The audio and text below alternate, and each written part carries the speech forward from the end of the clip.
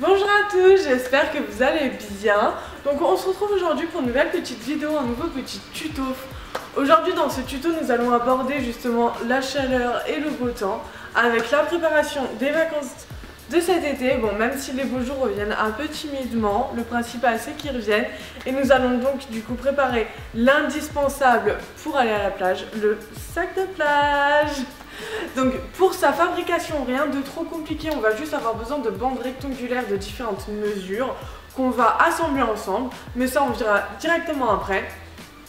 Au niveau des fournitures, vous aurez besoin de 70 cm de toile de jute, 70 cm de toile de coton, donc qu'elle soit imprimée ou unie, ça peu importe. Il vous faudra du renfort parce que étant donné que justement la toile de jute et le coton sont assez souples, pour éviter que notre sac se casse un peu la figure. Il vous faudra 1,60 m de sangle en coton, 1,10 m de passementerie, donc si jamais vous décidez d'en mettre deux, comme moi j'ai pu le faire, il vous faudra 2 fois 1,10 m et du billet en coton. À la fin de la vidéo, si jamais elle t'a plu, n'hésite pas à t'abonner aux différentes pages pour pouvoir suivre l'actualité et la sortie des différents tutos et patrons. Et en attendant, on va commencer par le patronage du sac de plage. On y va! Pour créer notre sac, nous aurons besoin de tracer deux rectangles. Le premier rectangle mesurera 52 cm de large pour une hauteur de 31 cm. Les valeurs de couture sont directement comprises dans ces mesures. Pour notre deuxième rectangle, qui correspondra à notre fond de sac, il mesurera 37 cm de large et 17 cm de hauteur. Nous y ajouterons un repère de montage à la demi-hauteur, soit à 8,5 cm. Pour les pièces à couper, le plus grand rectangle sera à couper 2 fois dans la toile de jute, dans la toile de coton et dans le renfort. Et pour le fond de sac, il sera à couper une fois dans la toile de jute, dans la toile de coton et dans le renfort.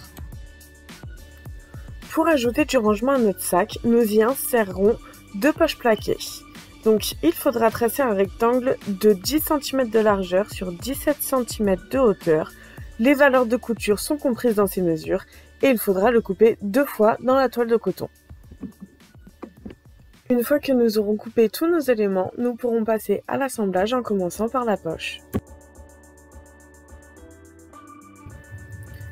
Nous commencerons la préparation de notre poche en repliant nos valeurs de couture. Donc pour replier vos valeurs de couture, vous allez vous munir de votre fer à repasser réglé sur la température pour repasser la toile de coton. Pour les côtés et le bas de notre poche, nous replierons sur 1 cm. Et pour le haut de notre poche, nous allons créer un ourlet en repliant 1 cm, puis replier sur 2 cm.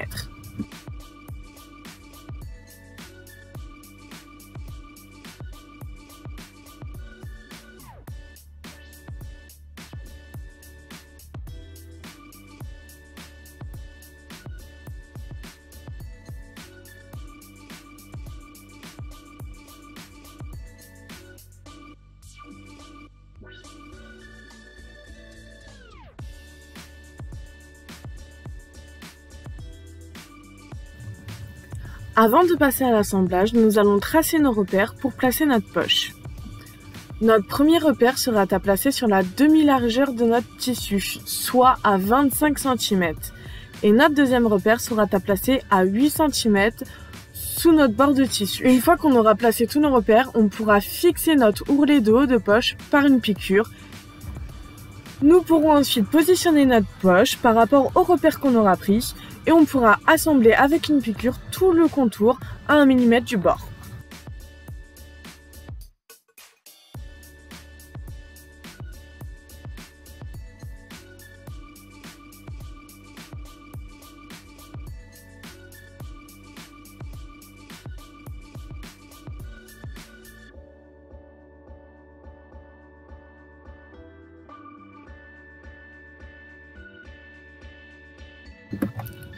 Une fois que vos poches seront assemblées, vous pourrez contrôler. L'emplacement est idéal pour ranger votre téléphone. Nous pourrons donc après assembler les côtés à 1 cm.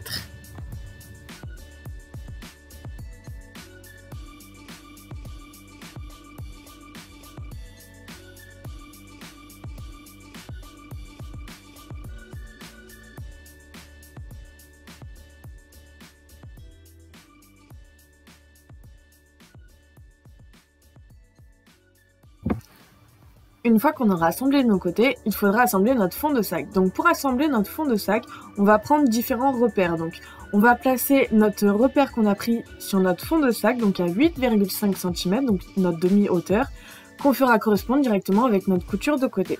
Et vous pourrez épingler le reste en répartissant votre rendu.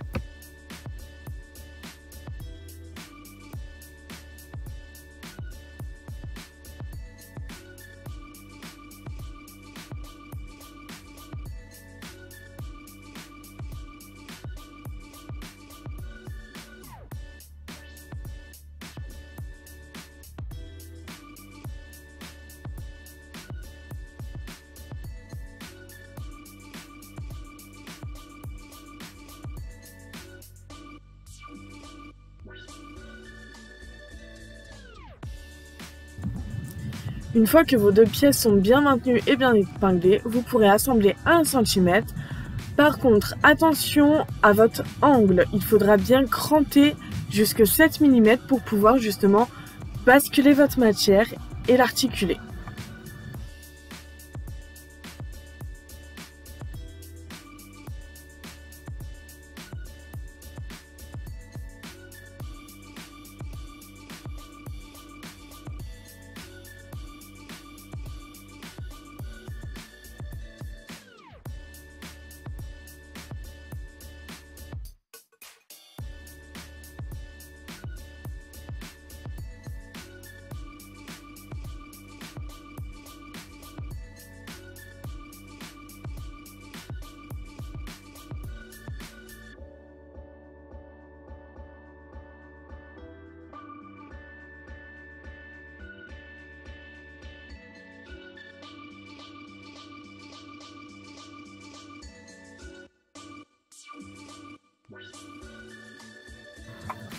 Maintenant que ma doublure intérieure est finie, je vais passer à mon extérieur. Donc je vais commencer par fixer les anses. Donc pour fixer les anses, je vais prendre un repère à 9 cm de mon bord et placer une épingle. Je vais ensuite couper mon 1,62 m anse en deux, ce qui me donnera une anse de 80 cm que je placerai directement par rapport à mon épingle que j'ai passé auparavant. Et ensuite, je laisserai dépasser de 10 cm.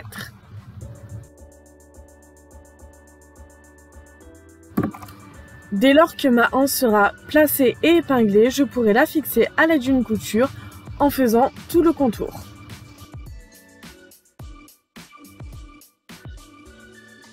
Maintenant que mes anses sont fixées et positionnées, je vais passer à la décoration du sac. Donc moi j'ai choisi une petite dentelle et un autre petit ruban. Donc pour la petite dentelle, je vais déjà commencer par ôter le surplus du haut qui ne me plaît pas. Je la placerai et l'épinglerai ensuite en passant par le bas de mes anses, donc c'est-à-dire à 10 cm sous le haut de mon sac.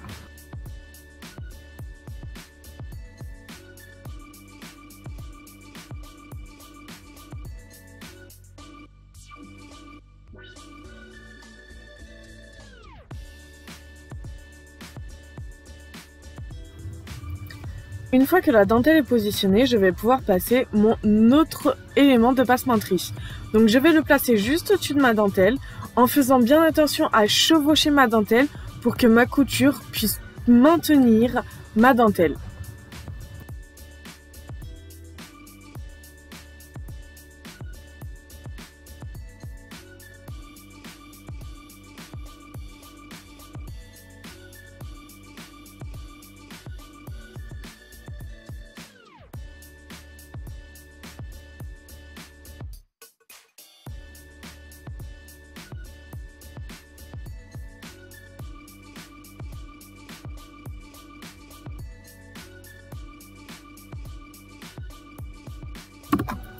Maintenant que notre sangle et nos passementeries sont positionnés, nous allons renforcer notre toile de jute pour donner justement l'allure de notre sac. Donc pour le renforcer, nous allons positionner notre renfort à l'arrière de notre toile de jute et qu'on viendra assembler par une piqûre à 5 mm du bord. Le fond du sac et les deux autres éléments sont à renforcer.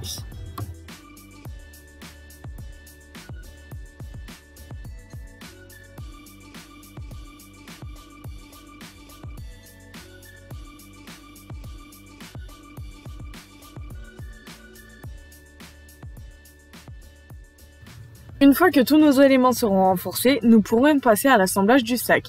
Donc, comme pour la doublure, nous commencerons par les côtés et ensuite nous finirons par le fond de sac.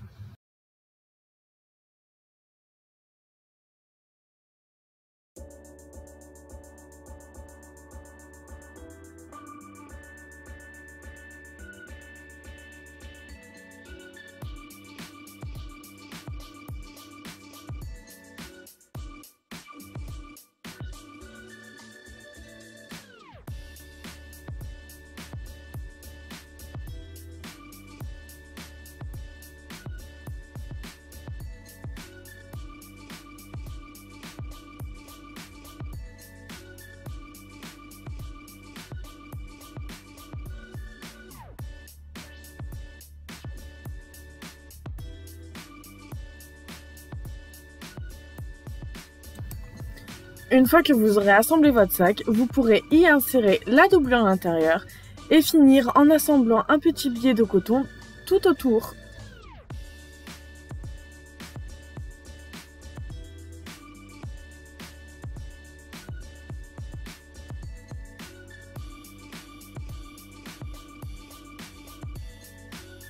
Nous avons donc fini la réalisation de notre sac de plage.